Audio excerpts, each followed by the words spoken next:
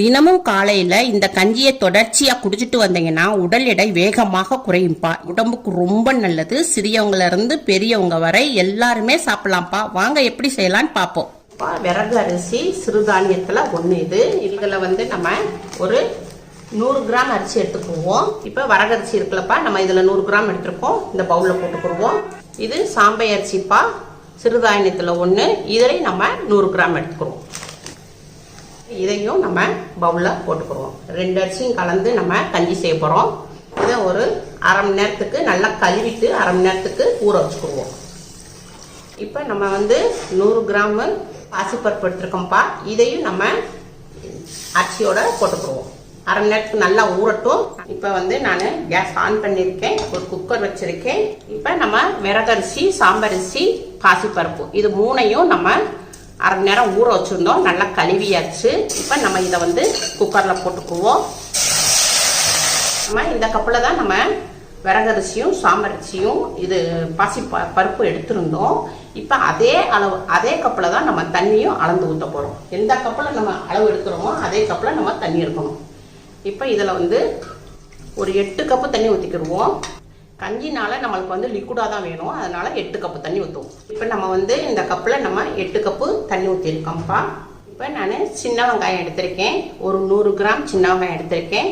ஒரு 12-13 பீஸ் இருக்குப்பா. இதையும் நம்ம அப்படியே கட் பண்ணி போட்டுக்குவோம். 2 கட் பண்ணி போடுவோம். இப்போ நான் சின்ன வெங்காயத்தை 2 கட் பண்ணி போட்டாச்சு. இப்போ பூண்டு ஒரு 8 பல்லு எடுத்திருக்கேன். அதையும் 2 கட் பண்ணி போட்டுக்குருவோம்.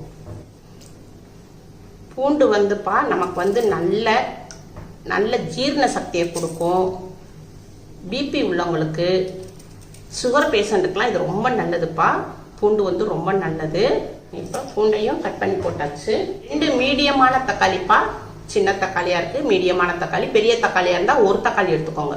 நான் சின்ன தக்காளியாக இருக்கனால 2 தக்காளி எடுத்துக்கேன். இதையும் நறுக்கி போட்டுக்குவோம். இப்போப்பா நம்ம ஒரு ஸ்பூனு சீரகம் போட்டுக்குருவோம். ஒரு ஸ்பூனு மிளகாய் பொடி போட்டுக்குருவோம்ப்பா. அரை ஸ்பூன் மிளகு பொடி, அரை ஸ்பூன் சோம்பு பொடி.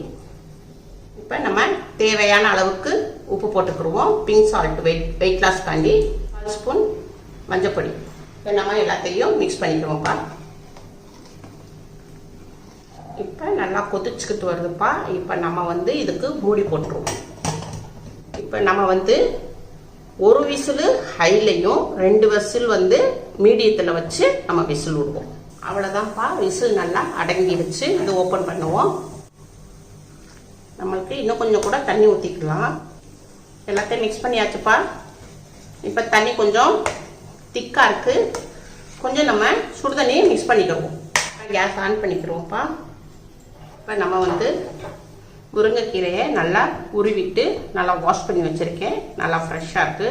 இப்போ நம்ம இதில் கீரை போட்டுக்கிறோம். முருங்கைக்கீரை போட்டுக்கிறோம். ஒரு பிடி முருங்கைக்கீரை போட்டுக்கிறோம். முருங்கைக்கீரை எவ்வளோக்கு சேர்க்குறோமோ அவ்வளோக்குள்ள நம்மளுக்கு வெயிட் லாஸ்க்கு ரொம்ப ஹெல்ப் பண்ணும் முருங்கைக்கீரை. இப்போ இதை நல்லா மிக்ஸ் பண்ணிக்கிடுவோம். கீரையை நல்லா மிக்ஸ் பண்ணிக்கிடுவோம். இப்போ நம்ம கொஞ்சம் சுடுதண்ணி கலந்துக்கிறோம், லிக்விடா.